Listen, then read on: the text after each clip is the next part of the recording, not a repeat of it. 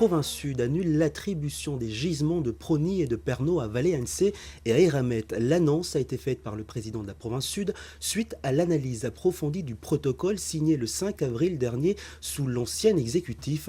Philippe Michel a présenté ce matin les 5 motifs d'illégalité justifiant sa décision. Sheima Riahi et Roberta Manouji. J'ai signé avant-hier un arrêté de retrait annulant l'attribution des gisements de Crick Pernod et de Prony Ouest à Vallée Canada et à la société Eramet. Promesse due, promesse tenue, le protocole d'attribution des massifs de Prony et Pernod, signé le 2 avril dernier sous l'ancien exécutif, est désormais caduc. Pour justifier cette décision, le président Philippe Michel présente 5 motifs d'illégalité, parmi lesquels le défaut de consultation du Conseil des mines et du Comité consultatif des mines. Une démarche pourtant obligatoire selon la loi organique sur tout projet de délibération provinciale intéressant l'exploitation minière. Autre point évoqué, la sous-évaluation des 2 gisements. Évalué à 3 millions de tonnes le nickel, la ressource se situerait en réalité entre 4 et 6 millions de tonnes le minerai. Du simple au double selon la DIMINC. Dès lors, le niveau de contrepartie à la charge des industriels Vallée et Eramet serait a priori insuffisant. Plus grave encore, il y aurait eu un défaut d'information des élus provinciaux. Selon Philippe Michel, au moment du vote, les élus ignoraient en effet ce qui se tramait dans leur dos. Le président révèle que le jour même de la signature du protocole d'attribution des gisements, un accord secret est passé entre Sinkia Lijard et Valais-Ansé. Saisi par le président de la SPMSC, société détenant la participation des 3 provinces dans le capital de Valais-Ansé, Philippe Michel est informé qu'une procédure d'alerte est engagée auprès du tribunal du commerce. Elle concerne l'impossibilité d'honorer une traite bancaire de 1,2 milliard de francs. Un accord ignoré de tous qui avait pour objet de rembourser cette dette. En contrepartie, la province sud doit restituer à Valais-Ansé la majeure partie des sommes reçues dans le cadre notamment de cette attribution et de l'exploitation de Prony Pernod. Or, cet accord secret ne respecte pas le montage financier conclu avec Vallée et transcrit dans le pacte d'actionnaires signé en 2008. Voilà, contactée par nos équipes, la présidente du gouvernement, Sinkia Lijard, n'a pas souhaité réagir aujourd'hui. Philippe Michel, bonsoir. Alors avec nous également notre spécialiste nickel, Olivier Jaunemann, bonsoir. Alors première question, vous avez évoqué des motifs d'illégalité. Est-ce que vous allez entreprendre des démarches judiciaires ? Non, il faut et il suffit que ces illégalités soient constatées pour permettre au président de la province d'annuler dans un délai fixé par la loi l'acte en question. Donc c'est ce que j'ai fait en signant l'arrêté avant-hier. On a l'impression qu'il y a tromperie sur la marchandise. Ah oui, assez clairement. On avait au moment du vote de cette délibération approuvant l'attribution de Prony et Pernod dénoncé le défaut d'information des élus, la précipitation dans laquelle cette affaire était proposée, l'absence d'expertise, d'audition, etc. Et donc, on avait pris l'engagement d'étudier en profondeur cette affaire. C'est ce que j'ai fait en arrivant à la province. C'est ce que les services juridiques de la province et de la DIMINC ont fait. Et effectivement, il s'avère non seulement que cette attribution a été passée dans des conditions irrégulières au regard de la loi organique, du code minier et d'un certain nombre de principes, mais aussi et surtout qu'on avait caché aux élus un élément absolument fondamental de cette affaire, qui a été un autre accord signé avec Vallée. Philippe Michel, est-ce que cela sonne le glas du contrat de gouvernance ? Non, absolument pas.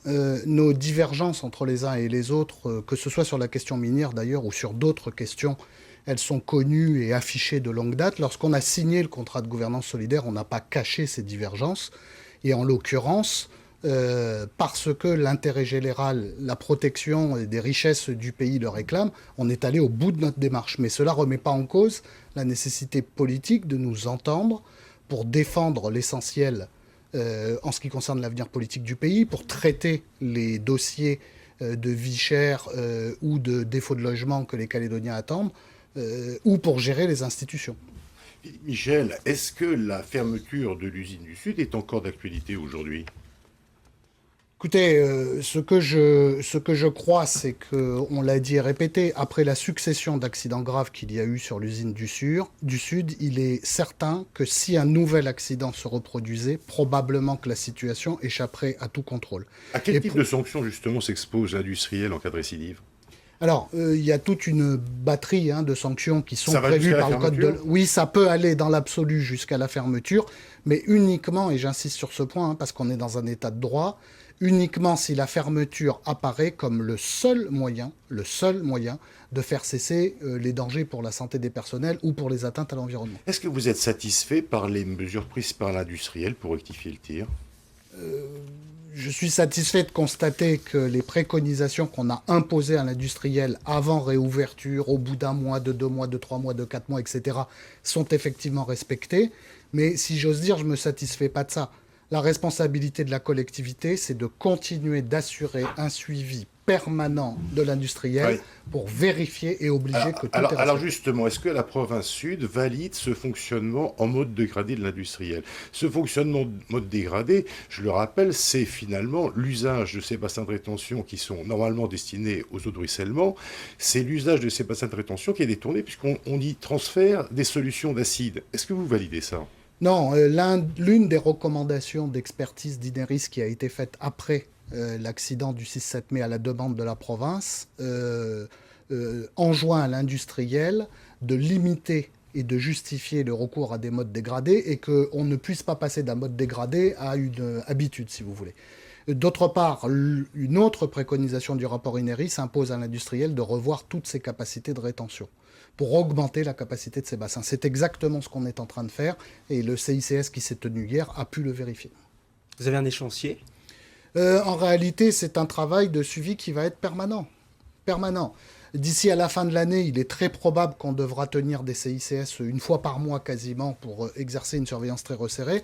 Après, en fonction du règlement des problèmes de sécurité ou de performance environnementale, peut-être qu'on envisagera d'espacer un peu plus le CICS, mais la responsabilité de la collectivité, c'est d'assurer un suivi permanent du fonctionnement de cette unité. Alors, il y a une question subsidiaire un petit peu, mais qui se pose quand même, parce que vous l'aviez déjà évoqué il y a quelques années. Est-ce que vous avez l'intention de relancer la redevance d'occupation du domaine public maritime pour le Grand Tuyau? Alors, il y a un certain nombre de sujets qui sont posés sur la table et qui ont tous trait à l'amélioration de la contribution financière des industries métallurgiques et minières aux besoins du pays et des collectivités. Il y a effectivement la question des redevances domaniales d'occupation comme celle du tuyau. Il y a aussi la question de la redevance d'extraction nickel pour venir alimenter les budgets et constituer un fonds pour les générations futures. Donc oui, ces sujets sont toujours d'actualité. Aujourd'hui, on a des urgences à traiter qui sont d'assurer la sécurité dans ces usines. Ensuite, il faudra passer à ces aspects-là. Merci Philippe Michel d'avoir répondu à notre invitation. Merci.